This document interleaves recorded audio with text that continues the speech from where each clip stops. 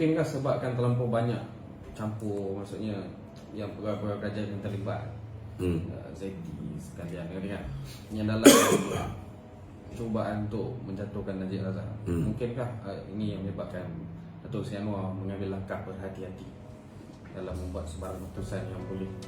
Ya, saya nampak Datuk Seri Anwar memang cukup careful, kan? Dia tak nak tukar ketua hakim negara kerana dia tahu akibat bila dulu Mahathir tukar ketua hakim negara, itu jadi bahan kita balon dia, kan? Dia tak nak tukar peguam negara kerana dulu bila Tommy Thomas dilantik, ianya jadi bahan. Memang orang nampak betapa teruknya kerajaan Mahathir pada ketika itu. So Datuk Seri Anwar belajar melalui pengalaman. Itu sebab. Tapi ada harga yang perlu dibayar lah bila dilewatkan proses reformasi institusi ini. Orang tertanya-tanya, kata nak buat separation of power antara peguam negara dengan peguam cara, peguam pendakwa raya, kan? Orang tunggu bila nak buat tu. Orang nanti juga RCI terhadap buku Tommy Thomas dah diluluskan oleh kabinet, bila nak mula? Orang tertanya-tanya juga, kan? So ada pro dan ada kontra. Careful is good, kan? Tetapi if you can't make certain decision within certain period, there will be a lot of other problems, kan? You will be considered as undecisive. Banyak keputusan tak boleh dibuat. Dia ada jugalah dia punya dipanggil pro dan kontra dia, kan? Satu bagus, selamat. Contohnya bila peguam negara hari ini sendiri mendakwa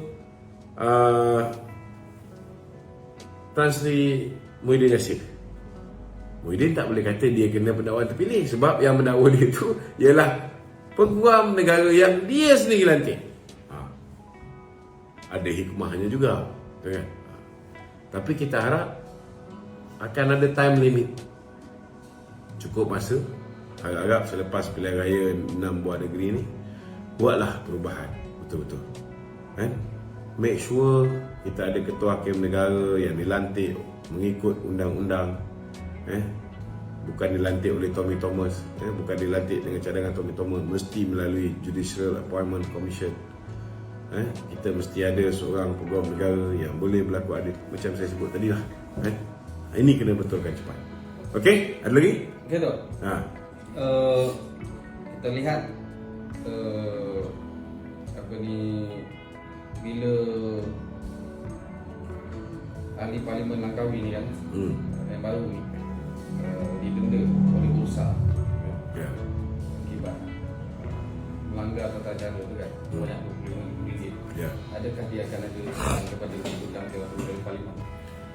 Okey, seseorang ahli parlimen dia boleh hilang kelayakan dia bila dia didenda tidak kurang daripada RM2,000. Kalau seseorang itu didenda RM1,999, dia selamat. Kalau dia didenda RM2,000, belum tentu selamat, sebab ada beberapa percanggahan pendapat. Ada yang kata RM2,001 baru hilang kelayakan. Ada yang cakap RM2,000 pun dah hilang kelayakan, ataupun didenda tidak lebih daripada 1 tahun. Maknanya kalau 364 hari dia selamat, kalau 365 hari tak selamat. Ada orang kata 1 tahun 1 hari baru dia disqualify. Tetapi kena tengok, ini denda yang dikeluarkan bukan oleh mahkamah. Kalau denda yang bersifat contohnya jenayah, denda yang bersifat jenayah, memang akan hilang kelayakan. Tetapi kalau denda daripada PBT, denda daripada agensi-agensi lain, agensi penguasaan lain ni, ini kena rujuk pada pakar undang-undang. Sama ada denda daripada Suruhanjaya Security ni akan menyebabkan seseorang ahli parlimen ni hilang kelayakan ataupun tidak. Kita tunggulah. Mungkin Datuk Seri Azalina nanti akan membuat ulasan tentang perkara ni. Okey Dok, Ya. kedudukan parti muda dalam kerajaan perpaduan. Ramai yang mempersoalkan walaupun Kedudukan parti muda ni saya pun tak pasti. Tetapi yang saya pasti, parti muda tidak diundang untuk duduk dalam majlis presiden. Jadi bagi saya, dia bukan sebahagian daripada kerajaan Pakatan Harapan. Dia tidak sebahagian daripada Pakatan Harapan. Kalau dia sebahagian daripada Pakatan Harapan, mesyuarat Majlis Presiden Pakatan Harapan mestilah dia dipanggil. Betul tak? Dia tidak dipanggil. Jadi kedudukan dia macam tergantung. Dan kita pun tengok macam dia ni lebih mesra kepada Perikatan Nasional. Kadang-kadang dia mesra dengan GTA. Macam jin tak ada tuan lah. So biarkanlah dia. Dia ada satu kursi itu je. Wan Ahmad Faisal mengatakan bahawa mereka tidak mempunyai peruntukan untuk membantu rakyat kerana tidak mendapat peruntukan daripada kerajaan. Jadi ini satu benda yang bagi saya satu alasan yang langsung tidak boleh diterima sama sekali. Bila rakyat di negeri Kelantan, negeri Terengganu berhadapan dengan banjir, benda yang sama tuan-tuan, alasan yang sama digunakan, tidak ada peruntukan, tidak ada peruntukan, tidak ada peruntukan.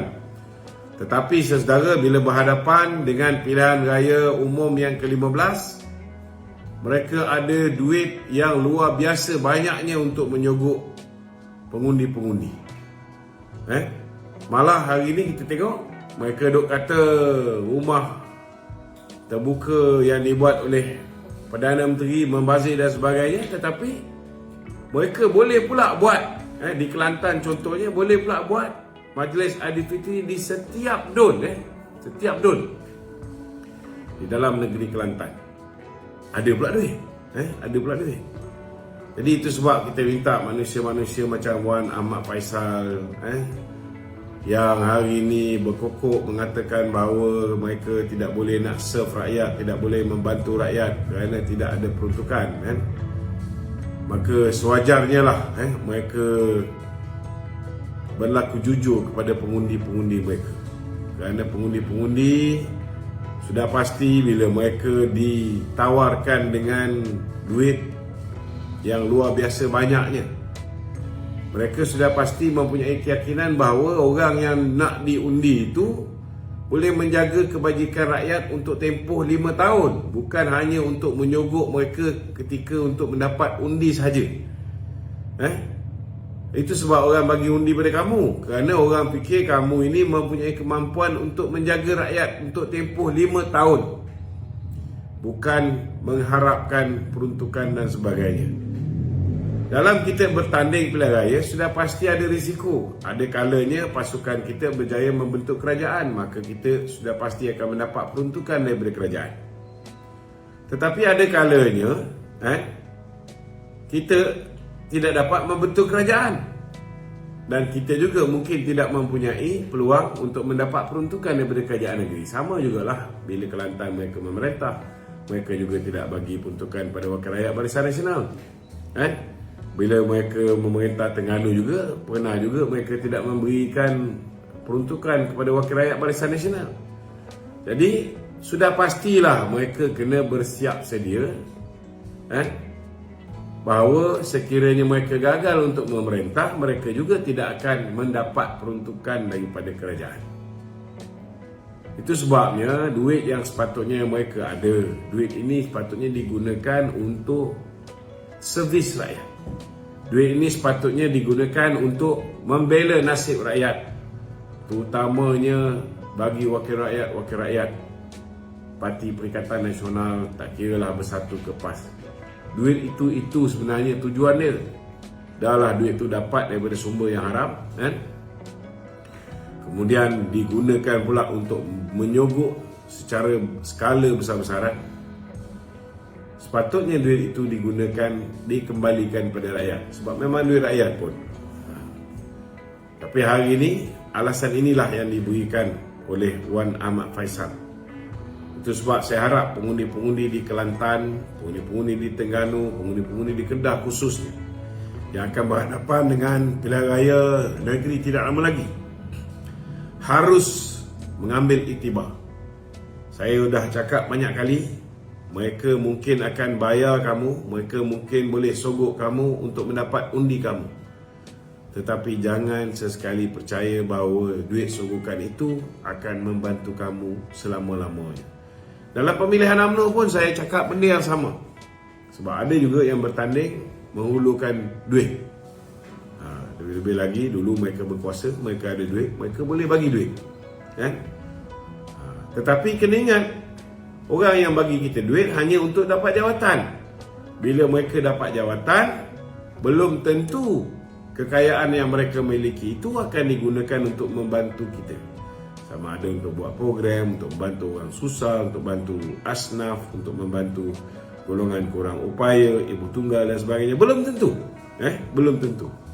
Itu sebab kalau nak pilih, pilihlah orang yang ada track record, orang yang kita yakin mempunyai kemampuan dan keikhlasan untuk membantu rakyat. Bukan orang yang sanggup keluar berhabis duit sepanjang tempoh pemilihan, lepas tu hilang, tuan-tuan. Kita dah ingatkan banyak kali, tapi kadang-kadang bak kata Mahathir Melayu mudah lupa.